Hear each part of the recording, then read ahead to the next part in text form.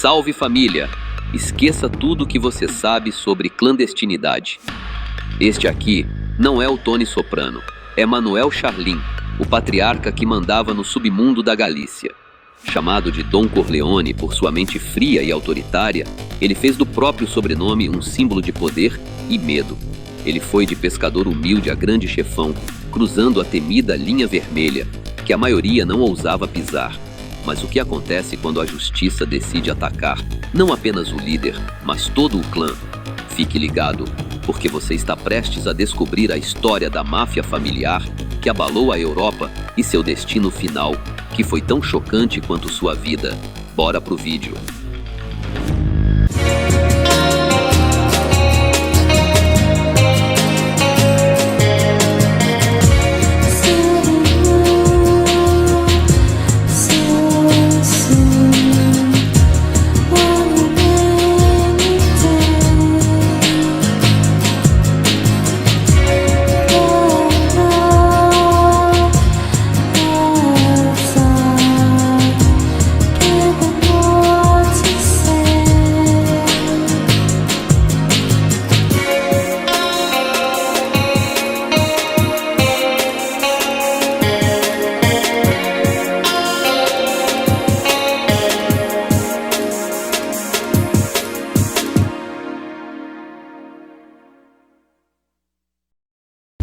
Manuel Charlin Gama se tornou um dos nomes mais temidos e lembrados do submundo galego, mas sua origem estava bem distante do poder e da ferocidade que marcariam sua vida adulta. Ele nasceu em 17 de novembro de 1932 em Vila Nova de Arousa, na província de Pontevedra, Galícia, Espanha. Filho de um pescador e de uma marisqueira, cresceu no seio de uma família simples, moldada pela dureza do trabalho no mar e pela busca constante por sustento em uma região afetada pela instabilidade econômica. Com apenas 25 anos, Manuel Charlin tomou uma decisão que mudaria seu destino para sempre. Ele trocou as redes e os apetrechos de pesca para se aventurar no contrabando de mercadorias. Inicialmente, focou sua atividade em produtos básicos que eram escassos no pós-guerra, como óleo, café, medicamentos e diversos outros bens que ele e seus parceiros traziam de Portugal. Sua habilidade natural para os negócios, somada aos contatos estratégicos que construiu no país vizinho, permitiu que ele subisse rapidamente naquele mundo clandestino do comércio ilícito. Esse caminho o levou, em pouco tempo, a um empreendimento muito mais lucrativo, o contrabando de cigarros. Naquela época, o tabaco estrangeiro, o famoso cigarro loiro americano, era um item de enorme procura na Espanha, em um período de transição política. As restrições governamentais e o controle estatal faziam com que o contrabando não fosse apenas altamente rentável, mas também tolerado em diversos círculos sociais. A parceria com Vicente Otero Pérez, mais conhecido como Oterito, foi um ponto de virada decisivo na ascensão de Manuel Charlin. Oterito era considerado o grande líder do comércio ilícito galego e uma figura essencial para entender como surgiram as grandes organizações de atividades ilegais na Galícia. Ao contrário de outros chefões, Oterito cultivava uma imagem pública de empresário respeitável e benfeitor local. Sob a orientação de Oterito, Charlin consolidou sua posição na Ria de Arousa, que se tornou o coração do contrabando galego. Era ali que as operações eram coordenadas, utilizando as famosas bateias, plataformas flutuantes tradicionalmente usadas para o cultivo de mexilhões. Com o tempo, essas estruturas foram adaptadas para esconder grandes carregamentos, inicialmente de cigarros e, mais tarde, de outras substâncias controladas. Esse sistema engenhoso permitia descarregar enormes quantidades de mercadoria na costa de forma quase indetectável. Essa operação contava com a colaboração de muitos moradores, que viam no contrabando uma fonte de renda essencial em tempos de grandes dificuldades financeiras. A influência de Oterito foi tão crucial que ele é lembrado como o verdadeiro padrinho do comércio ilícito galego. Ele conseguiu reunir em sua rede futuros líderes de peso, como Laureano Oubinha, Cito Minhanco e o próprio Manuel Charlin. De fato, muitos especialistas concordam em afirmar que, sem a cobertura protetora de Oterito, a família Charlin jamais teria alcançado o tamanho e o poder que conquistou. Dessa forma, a relação entre Manuel Charlin e Vicente Otero não era simplesmente de mestre e discípulo, mas sim de dois homens que compartilhavam uma visão audaciosa: transformar a Galícia na principal porta de entrada de mercadorias restritas para a Península Ibérica. Com o tempo, seus caminhos acabaram se separando. Charlin abraçou a violência e o crime organizado de maior risco, enquanto Oterito se manteve focado apenas no contrabando de cigarros. Mesmo assim, esse laço marcou um antes e um depois na história criminosa da Galícia. A evolução parecia inevitável. Depois do cigarro, vieram as mercadorias mais perigosas e, logo em seguida, os contatos com grandes organizações internacionais de alta periculosidade. Era um negócio muito mais arriscado, mas infinitamente mais lucrativo. Para muitos contrabandistas galegos, aquela era a temida linha vermelha, que não se devia cruzar. Mas para Manuel Charlin, a nova e valiosa mercadoria representava a chance de multiplicar fortunas e consolidar um poder sem precedentes. Na década de 1970, em meio ao auge internacional do filme O Poderoso Chefão, o líder do clã Charlin começou a ser conhecido na Ria de Arousa por um apelido que o acompanharia para sempre: Don Corleone. O apelido não era nem casual, nem fruto do acaso. Enquanto outros chefões do comércio ilícito galego, como Laureano Albinha ou José Ramon Prado Bugalo, cultivavam uma imagem mais popular e até mesmo próxima da comunidade, Manuel Charlin projetava um caráter frio, autoritário e intransigente. Essa maneira de se impor lhe rendeu tanto o respeito quanto o temor de aliados e de adversários. O contraste com seus contemporâneos é, no mínimo, revelador. Ele era a autoridade inquestionável. Laureano Albinha se estabeleceu como um dos líderes do comércio ilícito mais influentes da Galícia. Astuto e com uma grande habilidade para os negócios, ele controlou por anos as rotas de contrabando de cigarros e, mais tarde, deu o salto para as atividades de alto risco. Diferente de Charlin, Albinha soube dominar com maestria sua relação com a imprensa. Ele se apresentava como um empresário bem-sucedido, dono de propriedades de luxo, e tentava a todo custo legitimar sua riqueza perante a opinião pública. Ele chegou até a participar de embates verbais com jornalistas, sempre se mostrando desafiador e muito seguro de suas palavras.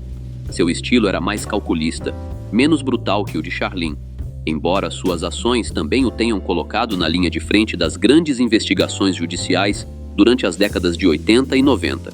Albinha era a cara pública do crime organizado, enquanto Charlin era o poder silencioso. Por outro lado, Cito Minhanco se tornou o retrato do contrabandista carismático. Ganhou fama como piloto habilidoso das lanchas velozes que cortavam as rias galegas carregando tabaco ilegal, uma reputação construída na ousadia e na coragem. Diferente de Charlin, Minhanco mantinha proximidade com a comunidade.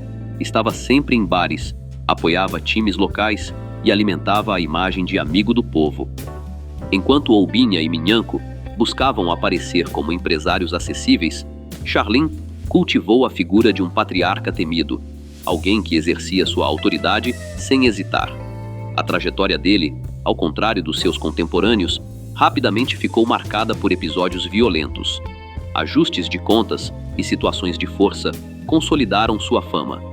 Um dos primeiros acontecimentos que o levou à prisão ocorreu em 1982, quando foi detido após agredir e trancar um caminhoneiro de Valladolid em uma câmara frigorífica, por causa de uma dívida milionária relacionada a uma carga de tabaco.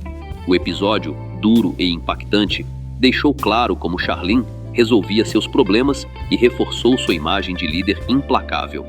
Décadas depois, o próprio Manuel, já idoso, relembrou o caso com cinismo diante das câmeras, aproveitando o sucesso da série Farinha.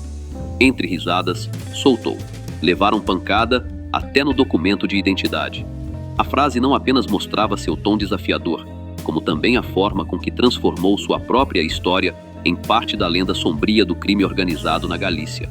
Outro ponto que o diferenciou de outros grandes nomes da região foi sua habilidade de transformar a própria família em um verdadeiro clã criminoso, envolvido por completo em seus negócios ilegais.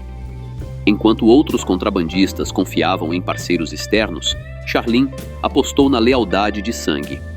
Cada integrante recebia um papel dentro de um esquema que misturava contrabando e lavagem de dinheiro.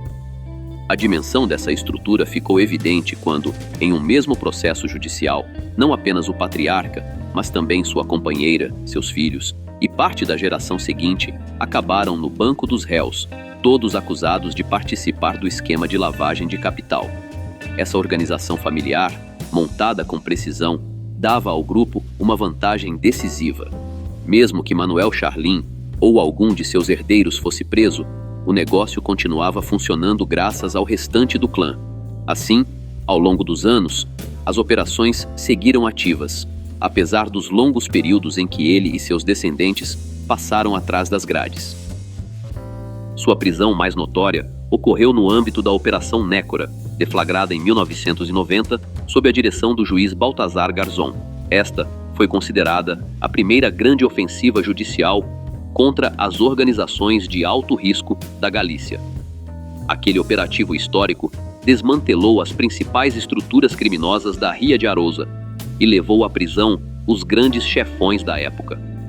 Contudo, no caso de Charlin, o desfecho do julgamento, realizado 4 anos depois, foi inesperado. O patriarca foi posto em liberdade sem condenação. Sua atitude durante a audiência gerou enorme indignação entre as chamadas mães coragem. Eram aquelas mulheres valentes que haviam perdido seus filhos para o uso de substâncias controladas e que se enfrentavam publicamente aos líderes do comércio ilegal.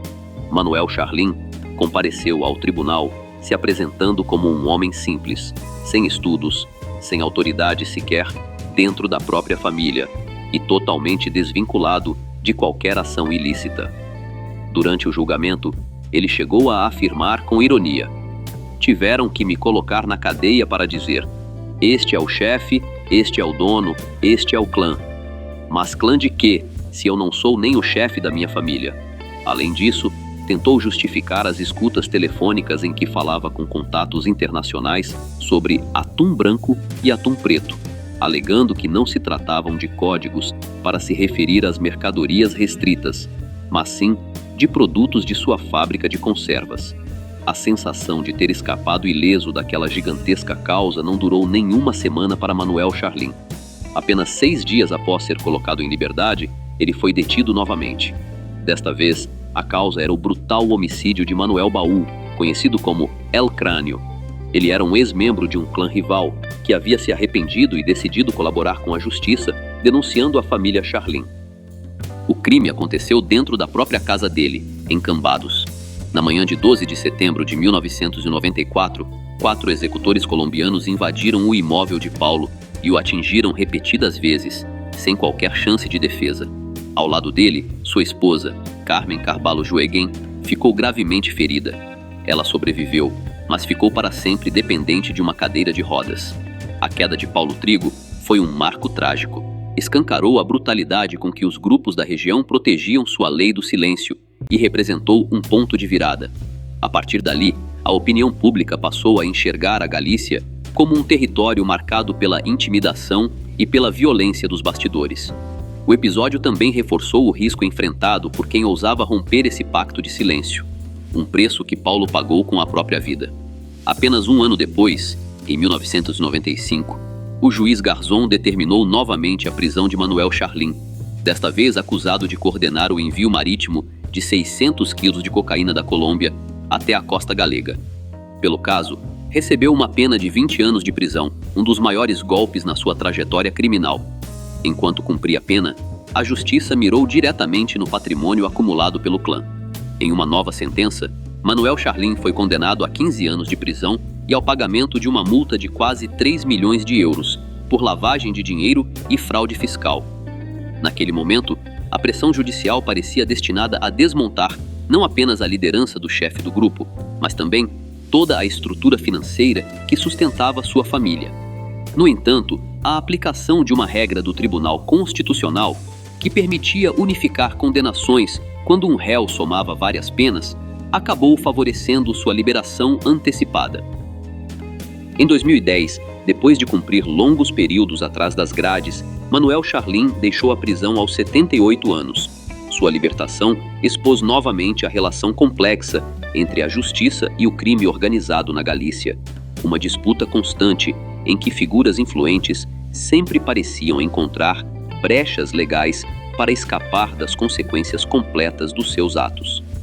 Mesmo livre, os problemas judiciais estavam longe de terminar. No próprio ano de sua saída, ele voltou a ser preso, junto com vários familiares, durante a Operação Repesca, ação que desmontou a rede financeira criada pelo clã para dar aparência lícita ao dinheiro obtido com atividades ilegais. Embora o patriarca tenha recuperado a liberdade rapidamente, após pagar uma fiança de 30 mil euros, o golpe ao seu patrimônio foi devastador. A justiça determinou o confisco de 58 imóveis, avaliados em cerca de 12 milhões de euros, além do bloqueio de 3 milhões de euros mantidos em contas na Suíça. Para um homem movido por ambição ilimitada, aquela operação representou um baque difícil de assimilar. Em uma tentativa desesperada de recuperar parte dos bens, Charlin chegou a participar de leilões públicos, mas com resultados praticamente nulos. Entre as propriedades mais simbólicas perdidas pelo clã estava o Paço de Vista Real, que já funcionara como centro estratégico de encontros e símbolo máximo do poder familiar. O prédio acabou comprado pelo governo municipal de Vila Nova de Arousa por 1,2 milhão de euros para abrigar serviços públicos.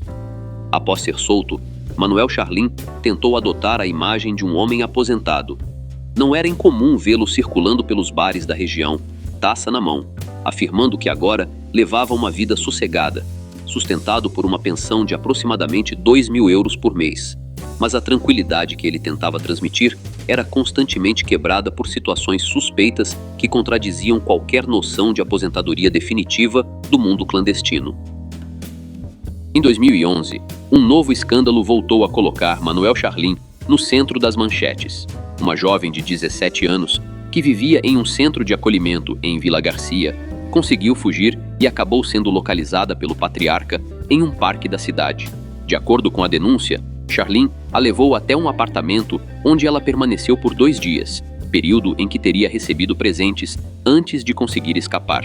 Ao retornar, a jovem alertou as responsáveis do centro, que imediatamente registraram ocorrência na Polícia Nacional.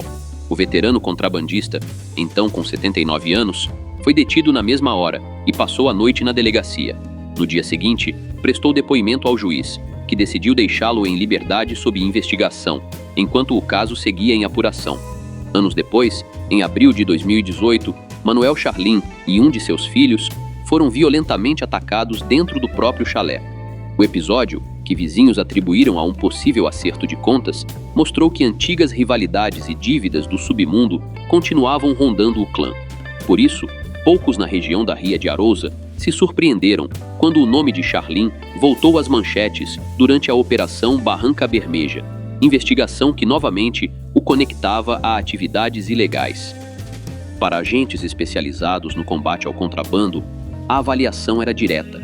Ele tinha um impulso incontrolável por poder e nenhuma disposição para abandonar completamente o passado.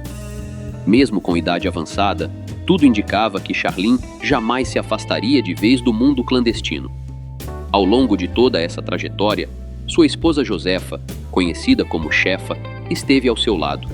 Mais do que a companheira do patriarca, ela foi o pilar silencioso que sustentou a família desde os primeiros tempos do contrabando, a figura de apoio que jamais vacilou.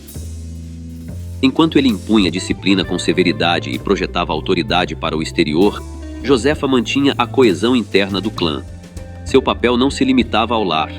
Ela esteve envolvida em causas judiciais junto ao marido, filhos e netos, sendo acusada de lavagem de dinheiro.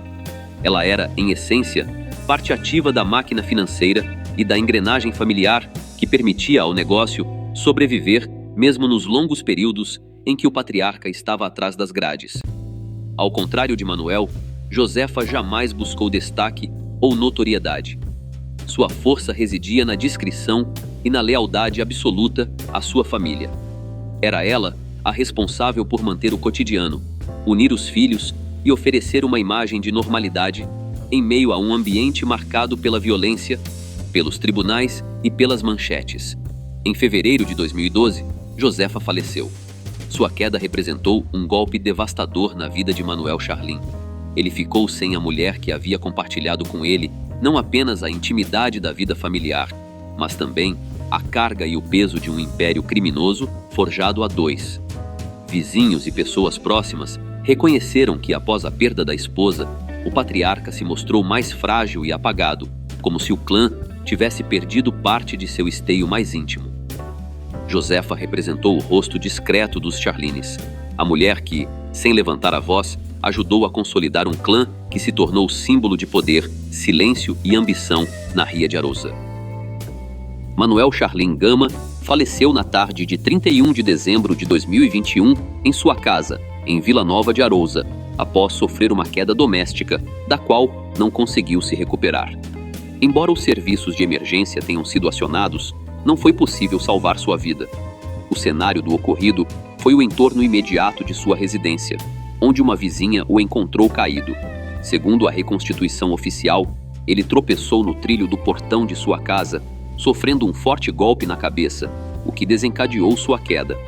Foi realizada a autópsia para descartar qualquer outra causa, mas as evidências apontaram para um acidente doméstico, sem a intervenção de terceiros. Ele tinha 89 anos, e sua queda, que ocorreu justamente na véspera do Ano Novo, marcou o fim definitivo de uma figura que dominou por décadas os recantos mais obscuros do crime organizado galego. O falecimento de Charlin encerrou a era de um clã que, embora abalado pelos ataques judiciais, continuava entrelaçado com a economia e a memória histórica da região. Em vida, ele foi o último grande patriarca das organizações criminosas enraizadas naquela área. No entanto, mesmo com sua queda, o clã não desapareceu por completo. A saga familiar continuou enfrentando processos penais e confisco de bens, evidenciando que aquela família já não era apenas uma rede criminosa, mas uma complexa estrutura social e econômica que havia deixado uma marca duradoura na Galícia. O patrimônio acumulado através de contrabando e comércio de substâncias controladas foi sistematicamente atacado pela justiça. Confisco de imóveis, leilões públicos de propriedades, como a mansão Pazo Vista Real, apreensão de contas bancárias e multas milionárias fizeram parte desse processo. O clã ficou cercado, mas ainda ativo em muitas frentes. Nos últimos anos de vida do patriarca, quem esteve ao seu lado de forma incansável foi Melchor Charlin Pomares, seu filho, presente inclusive no dia de seu falecimento, algo que o colocava como um dos sucessores naturais na condução dos assuntos da família. Mas a figura que realmente assumiu o centro do poder foi sua filha mais velha, Josefa Charlin Pomares, a conhecida Chefa. Durante os longos períodos em que Manuel Charlin esteve encarcerado, Chefa provou ser muito mais do que um simples apoio. Ela passou a tomar decisões diretas, assumiu responsabilidades complexas e, aos poucos, se firmou como a verdadeira comandante da estrutura familiar. Seu nome não demorou a surgir em diversos processos, que acabaram resultando em uma pena de 15 anos de prisão por lavagem de dinheiro, em um caso que também envolveu o próprio patriarca. Longe de atuar apenas nos bastidores, Chefa tomou a frente das empresas da família, entre elas, fábricas de conservas e outros negócios paralelos, que serviam tanto para dar aparência legítima ao patrimônio, quanto para manter o fluxo financeiro funcionando. Assim, após a queda do pai, foi ela quem assumiu o papel principal, garantindo que uma das organizações mais marcantes da história criminosa da Galícia permanecesse ativa. Atualmente, a Galícia é lembrada como um ponto histórico do contrabando internacional, muito por causa de figuras como Manuel Charlin Gama e seu clã. Por fim, a chamada máfia galega ultrapassou a fronteira do crime e se tornou parte da memória popular, da cultura e das discussões sobre segurança pública. Por fim, para conhecer um clã familiar ainda mais poderoso, assista o vídeo aqui do canal sobre a família Arellano Félix, o mais poderoso clã familiar que dominou o México nos anos 90. Salve família! E assim, chegamos ao fim da saga de Manuel Charlin Gama, uma história que começou com a ambição de um pescador e terminou com o falecimento de um patriarca envolvido em delitos, mas que deixou um legado de poder e silêncio que a Galícia jamais esquecerá. O clã Charlin perdeu seu líder, perdeu parte de sua fortuna, mas a sombra de Don Corleone continua pairando sobre a história da Espanha. Mas agora eu quero saber a sua opinião. Qual parte da história de Charlin mais te chocou? Deixe seu comentário aqui embaixo. Se você curtiu mergulhar nos bastidores do submundo, não saia daqui. Deixe seu like, se inscreva com o sino ativado e vire membro do canal para conteúdos exclusivos. Até a próxima!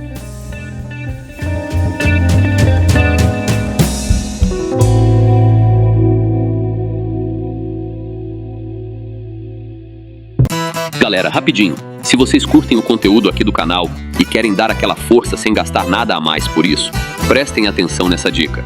Sempre que vocês comprarem qualquer coisa na Amazon, seja um livro, fone, celular ou até um cabo USB, usem o meu link de afiliado que está aqui na descrição. Quando você compra por lá, a Amazon me paga uma pequena comissão, sem mudar absolutamente nada no valor da sua compra. É uma forma simples e gratuita de apoiar o canal. E você ainda garante os produtos que já ia comprar. Então já sabe, né? Clicou no link da descrição antes de comprar. Você já está ajudando. Valeu demais!